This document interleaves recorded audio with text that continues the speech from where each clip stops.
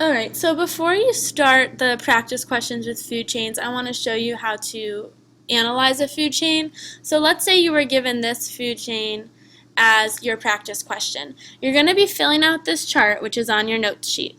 The first thing you need to decide is if the food chain is aquatic or terrestrial. An aquatic food chain is a food chain that's in some area with water.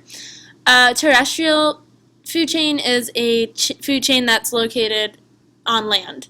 If it's both, it's because it's a swamp or an area where there's water and land.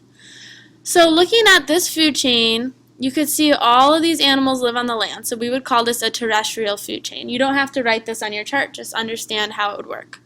Then on your chart, you're going to fill out what's the producer, what's the first order consumer, second order consumer, third order consumer, decomposer, and how many trophic levels there are.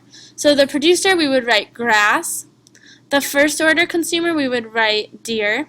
The second order consumer, we would write lion. We would put an X in the third order consumer box and an X in the decomposer box because they're not shown in this food chain.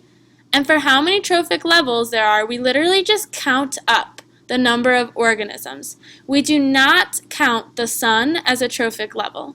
So there'd be 1, 2, 3 trophic levels for this food chain. So that's how you look at each food chain. So you're going to open the document in the next box, and for each one you're going to fill out the chart on your notes sheet.